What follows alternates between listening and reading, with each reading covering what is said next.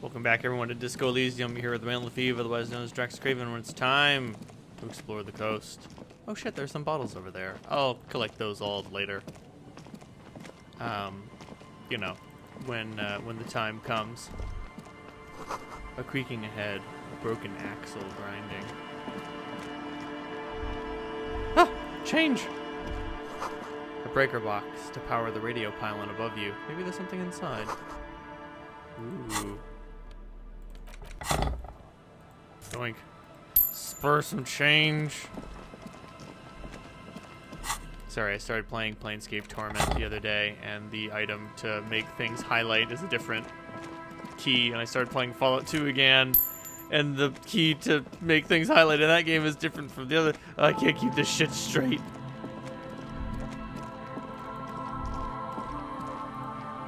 Ah, looks like we found the downed motor lorry. And a banged up fuel canister. Ah, and a bunch of change over here. A bottle drained of all its booze is frozen into the ice. This is it, the scene of the party. The fire pit, cigarettes, and empty bottles, all evidence. Sure looks like a lot of folks partied here. Looks like they were here a while, judging from all the bottles. The sunken motor carriage provided them a focal point, like a goose ice sculpture or a chocolate fountain. Hey Kim, looks like we have a couple of partygoers here. Looks like it. This was some kind of theater to them, a circus production by a great clown. Let's keep moving, detective. Somehow he doesn't want to dwell on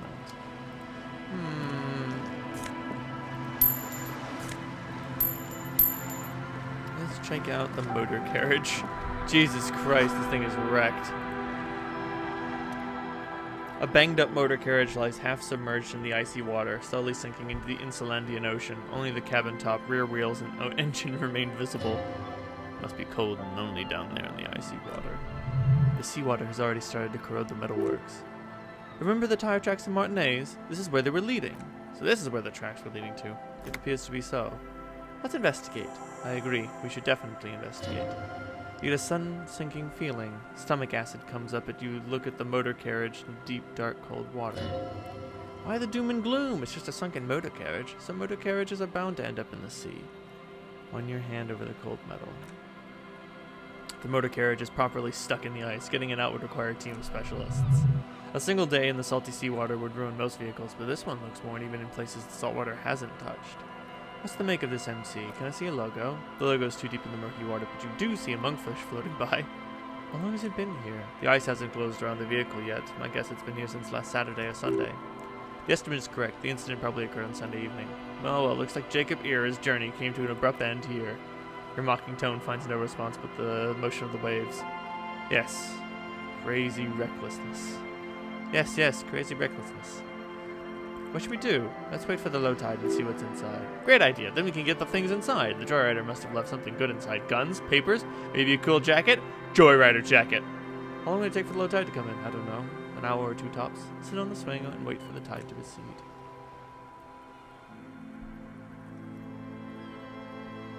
As you sit down in the old rusty playground, the world around you becomes very silent. The hinges creak under your weight, dangerously so. Nothing but the sound of seagulls high above in the sky, echoing like distant laughter. Ice cracks around the blue motor carriage. Whistle a tune! The tune on your lips forms a strange yet undeniably beautiful contrast with the surrounding bleakness. The lieutenant gives you a quick glance, and still looking straight ahead, he joins you with a higher pitched and slightly more melodic trill. Two birds on a wire, whistling by the seaside, looking at the water in a sunken car. The wind blows. In the distance behind the church, some vagrants are having an argument over a bag of tar they found in the reeds. Further away, a flock of seagulls lands. The clouds pass in the sky, and the shadow of the swing moves like an hour hand on a timepiece. 30 minutes have passed. Looks like this might take a while. Time to present a good topic for discussion. Would you rather sit on an anthill for an hour or stand in a river of leeches? Well, historically, leeches have used to prevent even cure many ailments. Okay, he's thinking, I can do this. Let's do this. Who'd want to sit on an anthill? There are no therapeutic benefits to, well, napalm ants, for example, are used in some rites of passage rituals.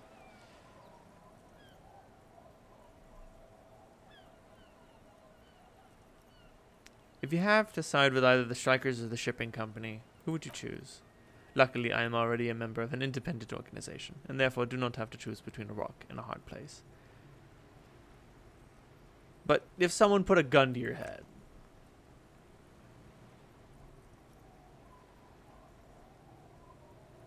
can you make out the mark now? Detective, I've been able to make out the mark ever since we arrived. I find it odd that you haven't. It's a Capri Model 40. Yes, why haven't you?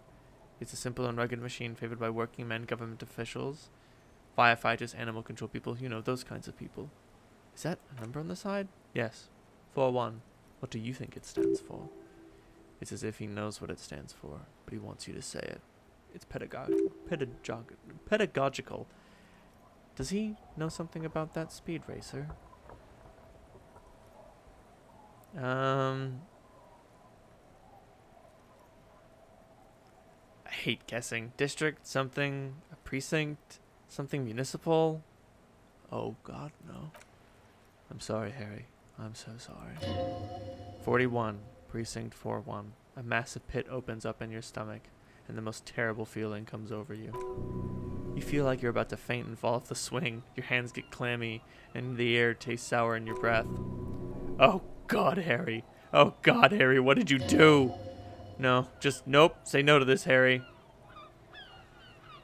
No, no. Yes, your car is in the sea. Face it so we can start dealing with this. Oh my God, I drove my car to the ocean.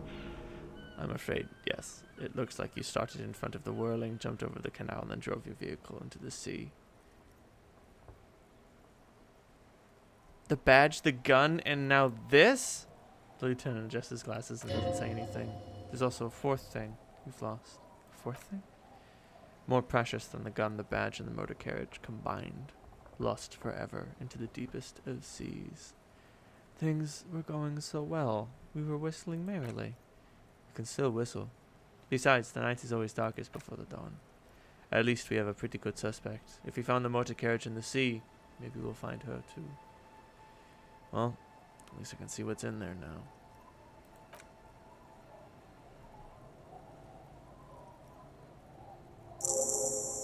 Yes, let's go take a look.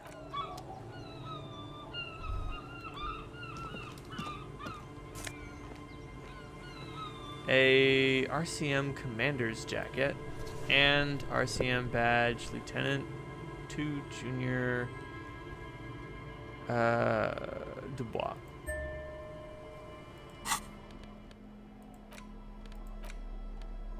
Thick. Damn. We were handsome once. and then all of this happened. Don't do speed, kids. A police badge on which you see a photo of a man. You! Some seaweed is stuck to the badge. I found it! At least something good came out of all this. Encased between two durable plastic sheets is a bluish card with lines of information and a watermark in the shape of the street grid of Ravishall West. You see a photo, a name, a rank, a document number, the date of issue in the lower right-hand corner, your precinct. Look at the photo. The man keeps winking at you with his old green eyes. The photo is old, no doubt about that. But the badge is new. You used an old photo for a new badge. How old? 8, maybe 10 years? The guy in the picture is rather good looking. He's got a nice haircut and is distinctly lacking in massive sideburns. Why is he winking? Why do you think? His face is already contorted by the expression, although it looks less grotesque on him than it did on you. It looks like you had quite the charming face way back then. Your hair is brown and slightly curly. Your eyes seem more clear somehow. The lack of alcohol swelling is a bonus, though there's a pinch of that in your cheeks already. Don't be fooled. The bad times have already begun. Harrier Dubois. Harrier. That's long for Harry. So you are Harry. Everett was half right. Probably not a lot of people know your full name. Whoever told him you're Harry Dubois didn't. What kind of name is Harrier? It's a wartime name. Revolutionary. Like Undying, or Boxer, or Ironhide. It's meant to keep you safe. Harry Dubois it is, then. Pleased to make your acquaintance, Harry Dubois. Lieutenant Doubly Freighter. What's a Lieutenant Doubly Freighter? The lieutenant is a rank above sergeant, but below captain. It's the highest rank in the RCM that still does field work. I'm a lieutenant, for instance. A Doubly Freighter? The title of your freighter is added to your rank when you decline a promotion to a higher rank. In your case, captain, you've declined twice. Thus, you're double your freighter. There are many reasons one would do this. The rank above you in your precinct's décomptage might be taken, or sometimes promoted officers do not want to replace their superiors out of respect. And sometimes they just prefer the type of police work available in their current rank. In your case, lieutenant. What's a décomptage? Décomptage is the hierarchical system employed by the Revolutionary Citizens Militia. It means counting down to twos. The lowest rank is junior officer, usually teenagers. Then there are the patrol officers, then sergeants, lieutenants, and then captain. That's basically it, except for a few kinks. Kinks like satellite officers and the additional Lefebvre rank, which I already explained. So you've been putting up with all my bullshit because I'm your superior? No, I've been putting up with you because despite an unconventional approach, you're doing good police work. It matters more than driving your motor carriage into the sea, and now we've even found your badge. He trusts you, for now. Try not to spoil it. That's important. We will need Lieutenant Kizaragi's trust in the future. Thought my rank was drunk. Yes, apparently you've had a rather successful career in the past. This leads me to believe maybe your current situation is only temporary. Thanks. That gives me hope. Good. Serial... That's just the serial number. Revachol Jamrock, Precinct 41, with some numbers thrown in there for good measure. The numbers are not there for good measure. They have an administrative purpose, one that's unfortunately been erased from your memory. Date of issue, 7th of November, 50. 4 months ago. I'm guessing that's when you were promoted to the rank of Lieutenant W. Freighter. A new badge usually comes with a new rank. You seem to have been doing well then. The pain in your chest tells that you were working yourself to death to earn that rank. The case created a lot of edge. You had to take it off. The death march really got us going. You're pretty sure you weren't doing well, but better? Probably yes. A lot can happen in 4 months, especially in winter. The winters are never easy for you. Of that, you were certain. Precinct 41. It's a tough station to work in. You have all of Jamrock to cover. The district should have 3 precincts, but money is what it is. Then again, it's a legendary district. Hell of a station, too. It must be an honor and a curse to work with people like Price, McCoy, Berdyayeva. The badge in your hand shines as you rotate it, catching light. You see lines of information on it. A shining watermark. And now we have a banged up fuel canister. I get the distinct impression that it still smells much worse. The government issued red dyed fuel inside looks like paint. But we still need Cindy's brush. And now we have an RCM commander's jacket, which will give us a bonus esprit de corps, united in black. And we have another skill point waiting for us. Add more beauty to the wall. I've got the paint. I need the brush. Magnesium-based life form.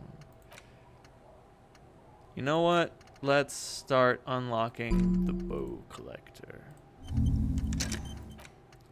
Mostly because it will take a very long time. Guillaume de Million. Screw it. I've never unlocked Guillaume de Million. Let's unlock Guillaume de Million. And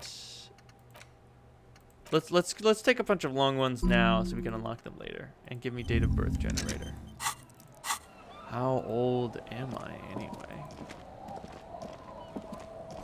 Footprints in the snow. They lead away from the accident. It seems like the walker was either very confused or drunk out of his mind. Well, I think we know which one the answer is. It's a boat tucked away underneath the tarpaulin cover. Great news! The boat is big enough for a grown man like you to fit underneath in a supine position. Wait, what would I be doing under there? I don't know. Sleeping? What do people do under boats? This is merely a measurement from your visual cortex. Do with it what you want. Great! I found someplace new to sleep. Huh? Under this boat. It'll be free! Sarcastic self-pity is not what we need at this moment, officer. I understand the situation looks grim. We must continue with our investigation. You have a home, somewhere. All cops do. When this is done, you can return to it.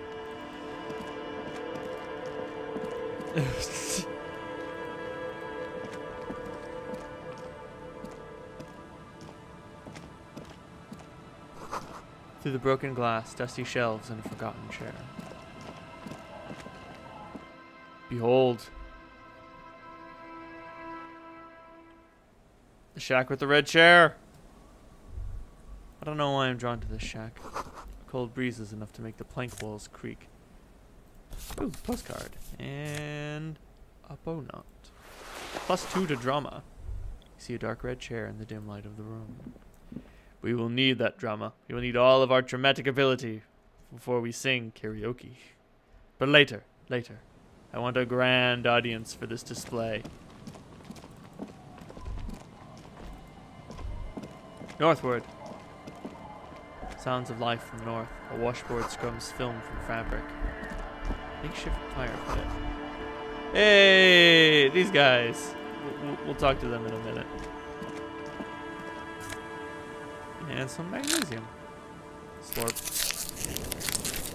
Elysium. White curtains have been drawn. No one's looking in.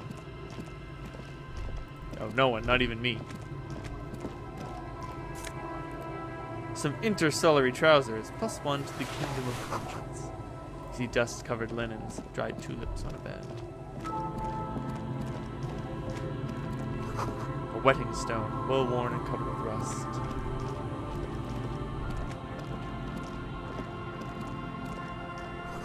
The street sign is illegible below the graffito. Hard to see details. The color's all warm and welcoming and cozy, though. A flower trough where nothing really grows. Maybe in spring. Behold! A primer for small children! We'll read that in a minute.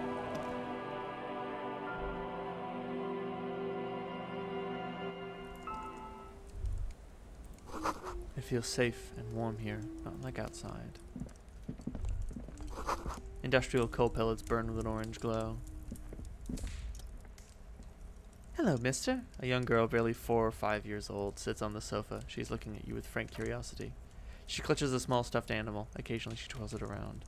I hear there is a girl here who has armored gloves. Is that you? Oh, I had gloves. Very big ones. Heavy, too. Where did you get these gloves? Found them when Lammy and I were playing hide and seek. In an empty house where no one lives. I think someone hid them there. She doesn't want you to think she stole them. Where are the gloves now? I hid them. The twins were going to take them. They're stupid. She lifts her stuffed toy up and looks into its one remaining eye as though we're searching for confirmation. We're going to need those gloves. It's for important police business. Oh. Important. She doesn't seem to understand, but the lieutenant's tone has conveyed to her the important part. They're in my sandcastle behind our house, under the sand. You can break the castle. It's not very good. Where are your parents? My mom's outside, and I don't really know about my dad. What's that? Pointed the stuffed bird hanging from the ceiling. It's a grouse. What's it for? I don't know. Can I have it? Sure. Just go get it. Just go get it. I don't like it anyway. It looks angry. All right, you need to just grab it and ceiling and go. What's that thing you're holding? It's Lammy. He's my friend, sort of. Lammy's a stuffed lamb that admittedly has seen better days. One of the button eyes is missing and the fur is tattered in several parts. Oh, well, pleased to meet you, Lammy. Lammy usually doesn't like strangers, but you're also fuzzy like Lammy. Do you know anyone named Ruby? Ruby? Suddenly the girl gets all serious and leans in as if she's about to tell you a secret. My mom tells me that I'm a big girl, but she doesn't know I can't say L, or sometimes I can, but L are kids. Bye. Thank you for the grouse. Oh, huh. I didn't get an inner thought. There is something we can do with this grouse. It is very important. Do I have anything to raise my inland empire? Trust me, I need it. Speak to core, suggestion. Oop, give me those inland empire. Trust me. It's terribly important. So what's my inland empire right now? +3. Damn. Hunches, gut feelings. I might need 6. It looks like somebody already destroyed her sandcastle. Still.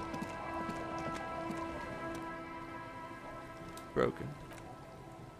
The little castle? The reigning lord must have come up with some really tough times to let it slip into such decrepitude. The walls and floors give way to the giant's greed. Collapse and present you with a pair of ceramic gauntlets. Congratulations, that's the gauntlets down then. We're doing good on the armor collection front. +2 interfacing. Strengths in digits.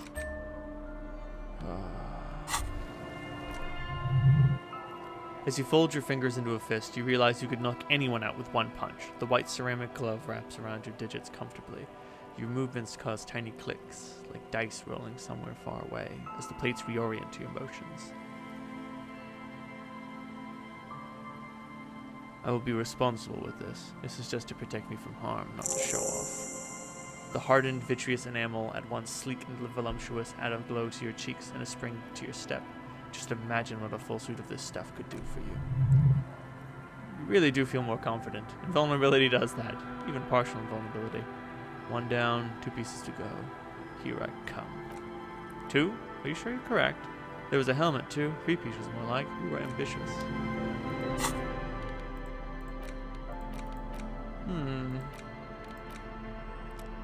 Oh my goodness. This book looks adorable. Alright, we will read the book, The Primer for Small Children, next time on Disco Elysium. Good night, everyone.